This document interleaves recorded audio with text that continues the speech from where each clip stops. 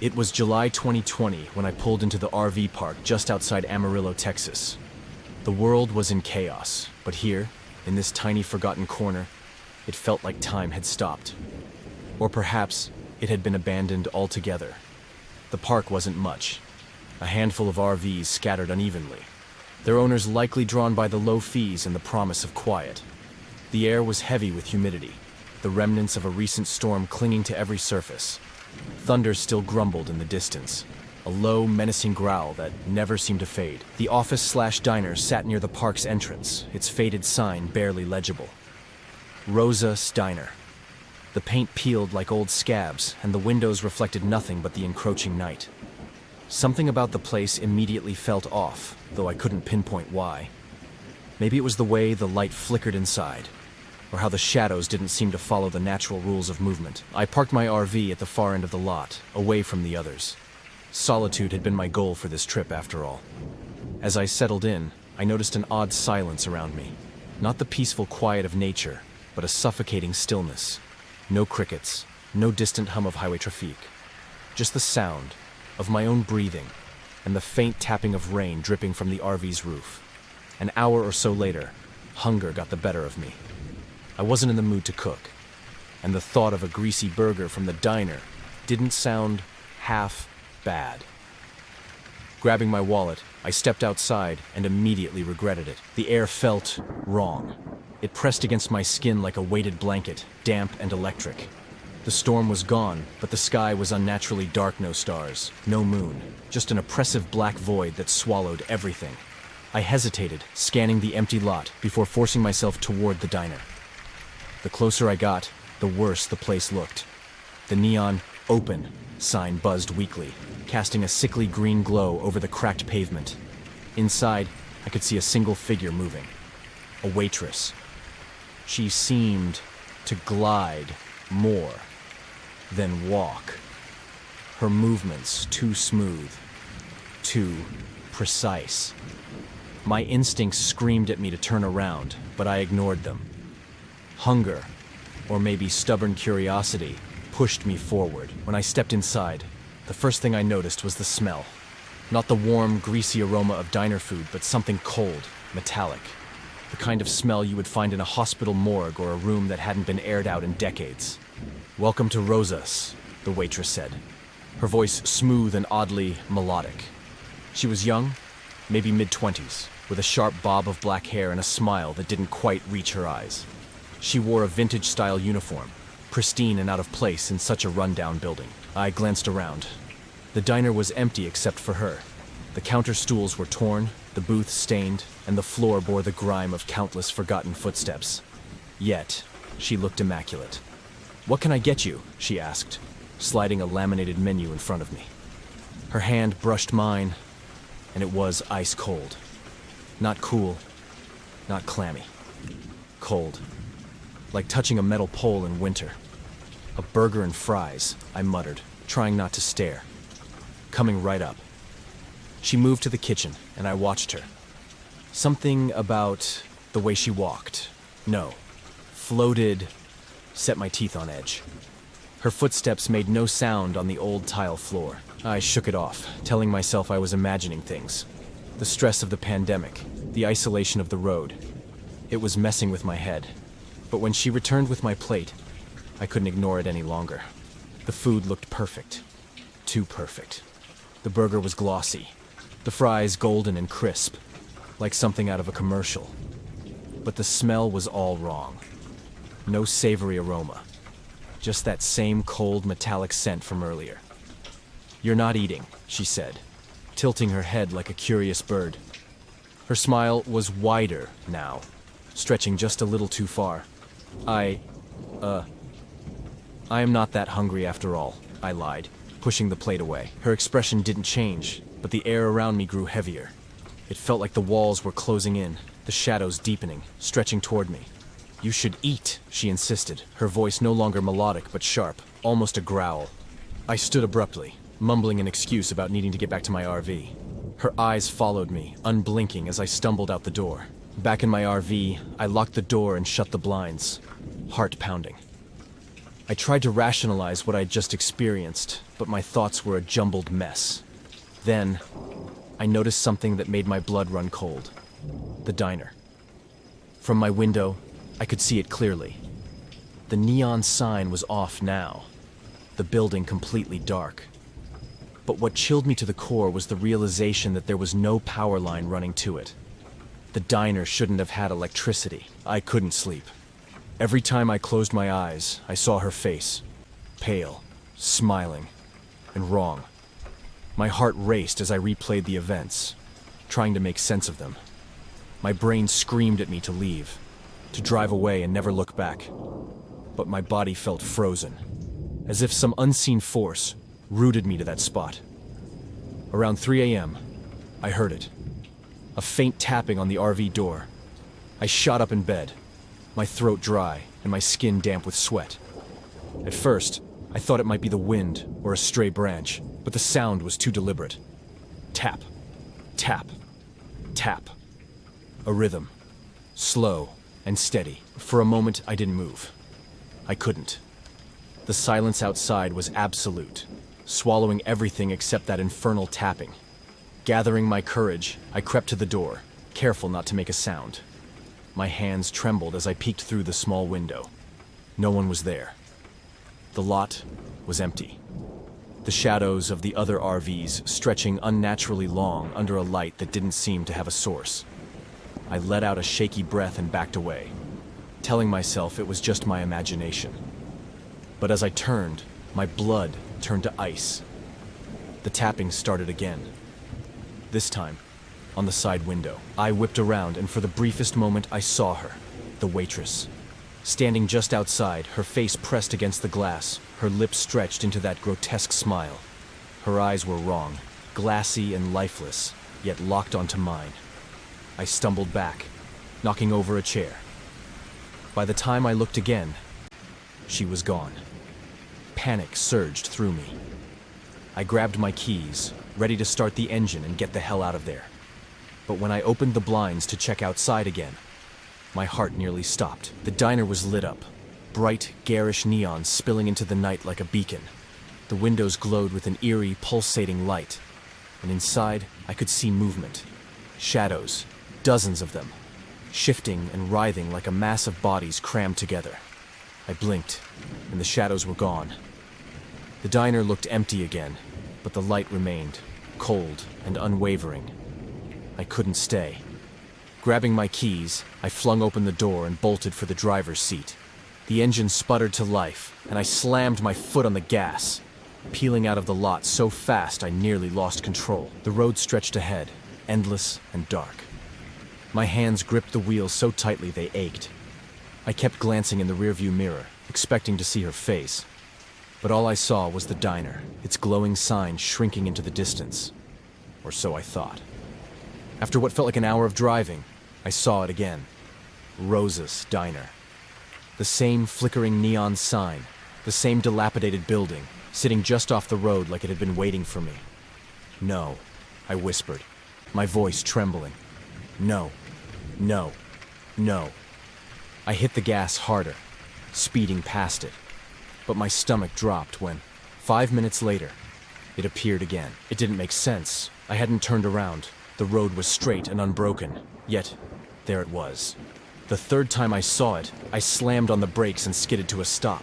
The RV shuddered, the engine wheezing as I sat there, staring at the diner. My breath came in short, shallow gasps. The air inside the RV felt thick, suffocating. Then, I saw her. The waitress stood in the middle of the road, her figure illuminated by my headlights. She wasn't smiling anymore. Her face was twisted in a grotesque mask of rage. Her eyes black pits that seemed to pull the light from the world around her. I couldn't move. Her mouth opened, impossibly wide, as if she were screaming, but no sound came out. Instead, the air seemed to vibrate, a low hum that grew louder and louder until it felt like my skull would split open. I slammed the RV into reverse, tires screeching as I backed away. But as I looked behind me, I realized it didn't matter. The diner was there too, surrounded. No matter which direction I turned, there it was. Rosa's Diner, glowing and eternal, a nightmare made real. The shadows in the windows moved again, pressing against the glass like they were trying to escape, or trying to get to me. The hum grew louder, deafening now, and I felt something cold and sharp brush against my neck. I whipped around, but the RV was empty, or so I thought, until I saw the condensation forming on the inside of the windows. Words. Stay for dinner. I don't remember much after that. I must have blacked out, because the next thing I knew, I was waking up in my RV parked on the side of a highway. The sun was rising, and the diner was gone. At least I thought it was. When I looked at my hands, they were stained with grease and something darker. Blood. And on the passenger seat was a plate, a burger and fries. The smell was cold and metallic. I stared at the plate for what felt like hours.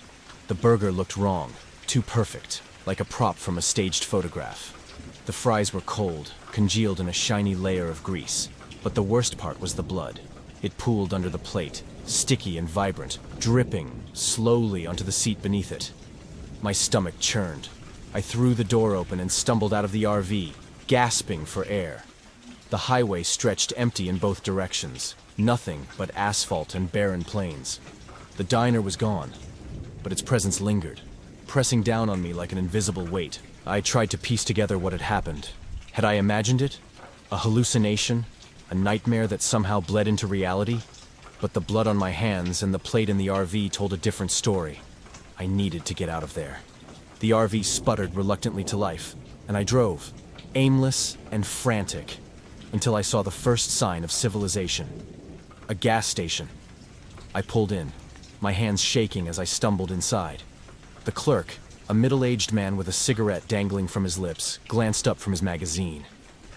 "You look like you've seen a ghost," he said with a smirk, but his expression shifted when he saw my face.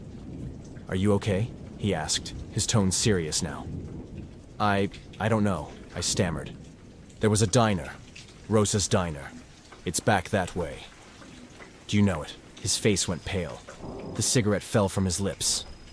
"Rosas?" he repeated, his voice barely above a whisper. "You've got to be kidding me." I shook my head. I don't know how to explain it. Something happened there. Something...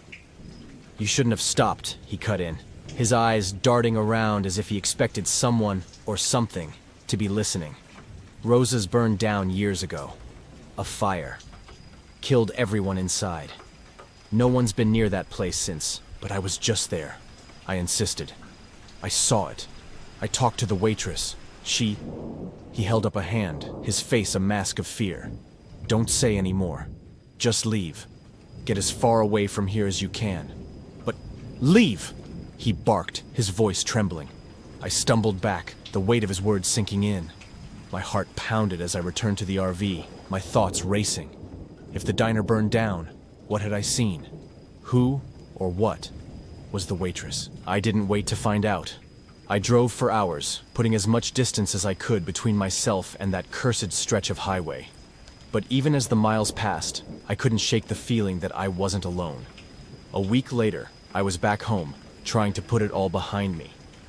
I scrubbed the RV clean, desperate to erase any trace of that night. But the nightmares didn't stop. Every night I saw her, the waitress standing at the foot of my bed, her lifeless eyes boring into mine. And every morning I woke up to the smell of grease and blood. I tried everything. Therapy, sleep aids, even moving. But it didn't matter. She followed me. Then, one night, I heard it again. Tap, tap, tap. On my bedroom window. When I looked, she was there, smiling. This time, I didn't scream. I didn't run. I just stared, paralyzed as she raised one hand and pointed at the door. A sound came from behind me, a low hum, like before. And then, I smelled it. Burgers. Fries. When I turned, my heart stopped. My living room had changed. The furniture was gone, replaced with red vinyl booths and a linoleum floor. A flickering neon sign buzzed above, casting everything in an eerie glow. Rosa's Diner. The waitress was behind the counter now, watching me. Her smile widened as she slid a plate toward me. "Dinner's served," she said, her voice hollow, echoing in the empty space. The shadows began to move again, creeping closer. And I knew. I was never leaving. People often say I have nerves of steel, a seasoned traveler who thrives on solitude and adventure. That was true until Fort Wilderness. I will never forget the cold, biting air of that November night. It was unseasonably chilly for Florida, and the campground had an eerie stillness, like the world was holding its breath. I had parked my RV in a secluded spot, away from the families and cheerful campers. I wanted peace, a place to think and escape the chaos of daily life. By day, Fort Wilderness is a beautiful place, tall pines, the rustle of leaves in the breeze, and wildlife quietly weaving through the brush. But as night falls, it transforms. Shadows stretch impossibly long, and the air grows heavy with something I can only describe as foreboding. It was my second night there when I first heard it. At exactly midnight, a sound cut through the stillness. Chime. It wasn't loud, but it was impossibly clear, ringing through the trees like a bell suspended in the air. My heart jumped in my chest as I instinctively glanced at the clock.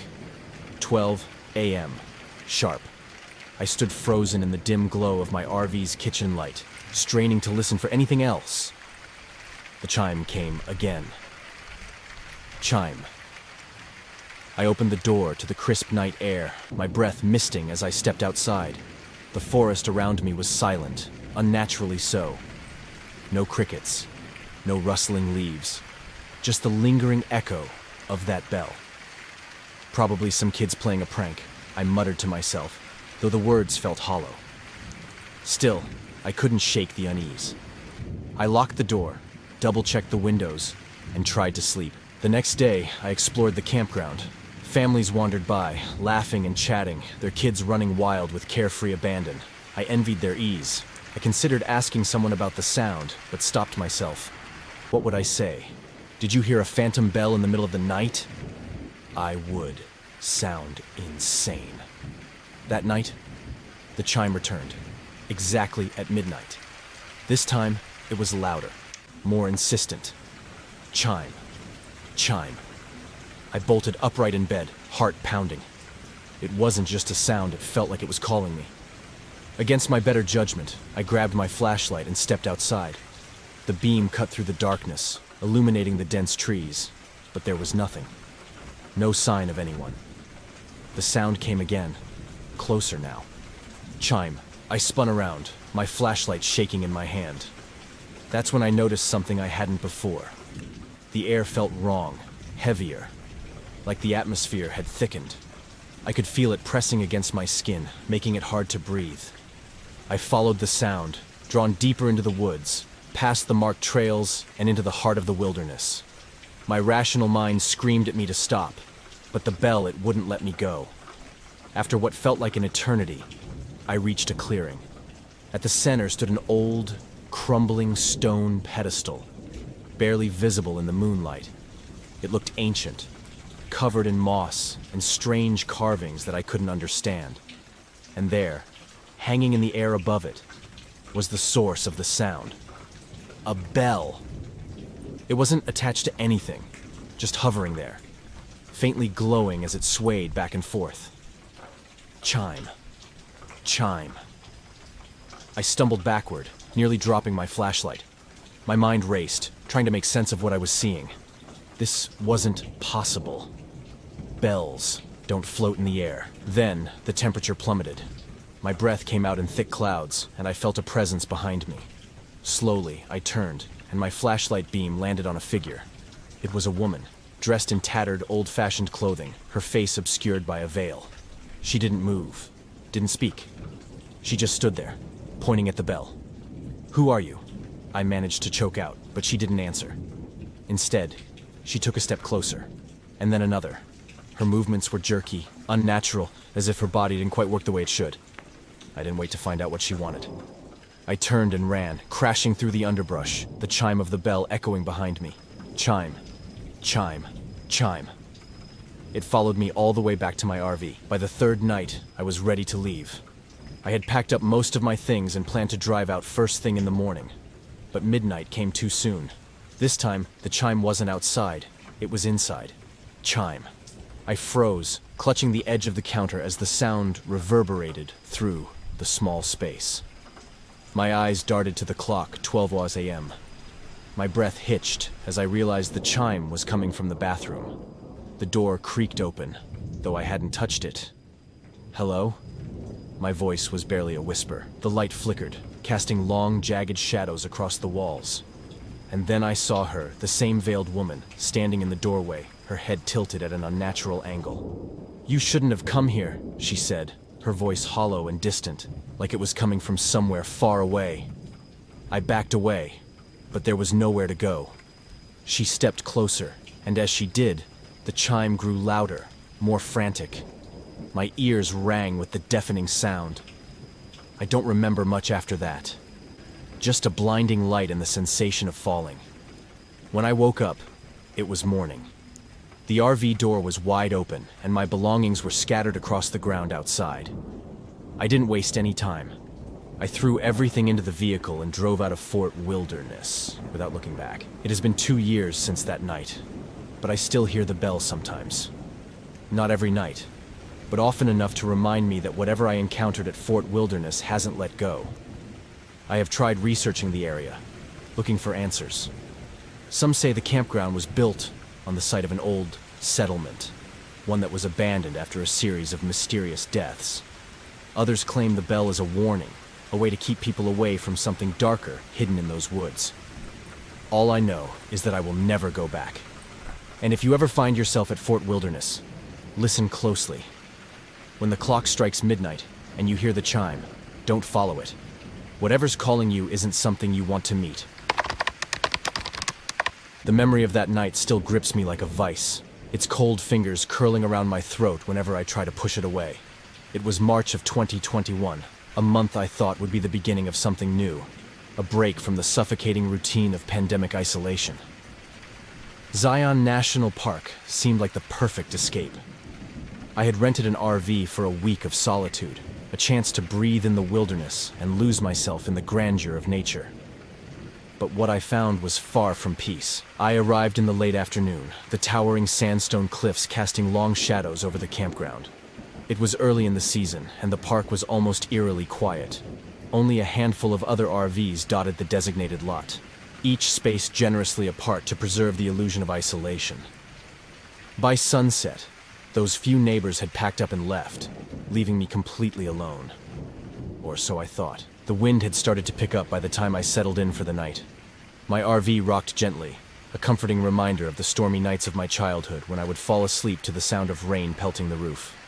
I brewed a cup of tea, pulled out a novel I'd been meaning to finish, and let the world outside blur into the background. It was around 10 p.m. when I first noticed it, the faint glow in the distance. At first, I thought it was the moon breaking through the clouds. But when I peered through the RV window, I saw a small, flickering light swaying in the darkness. A lantern. It hung suspended from what seemed to be an invisible hand, moving as though someone was carrying it, but I couldn't make out a figure. I told myself it was a trick of the light. Perhaps another camper who'd arrived late and was setting up their site. Still, a knot of unease coiled in my stomach. The campground had been deserted when I arrived, and the ranger at the gate had mentioned that the area was mostly empty this time of year. I watched the lantern for a while, trying to shake the feeling that something was off. The light bobbed and weaved as if it were being carried closer, but there was no sound, no crunch of footsteps on the gravel, no rustling of bushes. Just the wind, whistling low and mournful through the canyon. By the time the light reached the edge of my campsite, my curiosity had turned to dread. I told myself to stay put, to lock the RV door and wait for morning. But some irrational part of me mixture of fear and fascination compelled me to step outside. The air was colder than I expected, sharp and biting against my skin. I stood there, squinting into the dark, as the lantern came to a sudden stop about 20 feet away. It swayed gently, as though whoever or whatever held it was waiting for me to make the next move. "Hello?" My voice sounded small, swallowed up by the vast emptiness around me. "Is someone there?" No answer. I took a cautious step forward, my boots crunching on the gravel. The lantern didn't move. I could feel my pulse hammering in my ears as I reached the edge of the light's glow. And that's when I saw it, an old, rusted lantern, hanging from a frayed piece of rope tied to a skeletal tree branch. There was no one holding it. The flame inside flickered unnaturally, its light casting long, distorted shadows that seemed to stretch and shift with a life of their own. I felt an almost magnetic pull toward it, an irrational urge to reach out and touch the glass. But as I raised my hand, the flame sputtered and went out, plunging me into darkness. I stumbled back, my breath coming in short, panicked gasps. The wind howled louder now, whipping through the trees like a chorus of wailing voices. I turned and ran back to the RV, slamming the door shut and locking it behind me. My hands trembled as I fumbled with my phone, trying to call the ranger station, but there was no signal. That's when I heard it, a soft tapping, barely audible over the wind. It came from the side of the RV, a rhythmic, deliberate sound like fingers drumming on metal. I froze, my heart racing. The tapping grew louder, more insistent, moving along the length of the vehicle as though something, or someone, was circling it. "Who's there?" I shouted, my voice cracking. The tapping stopped. I waited, every muscle in my body tense, straining to hear over the roar of the wind. And then, slowly, the tapping started again, this time from the roof. I backed away from the door, my eyes darting to the small skylight above the kitchenette. Through the frosted glass, I could see a faint shadow moving, its shape indistinct, but undeniably human. Panic surged through me. I grabbed the largest knife I could find from the kitchen drawer and crouched in the corner, my back against the cabinets. The shadow lingered for what felt like an eternity before it finally disappeared. I stayed there all night, too afraid to move, my eyes fixed on the door. The wind eventually died down, leaving an oppressive silence in its wake. I drove straight out of Zion, my hands gripping the steering wheel so tightly that my knuckles turned white.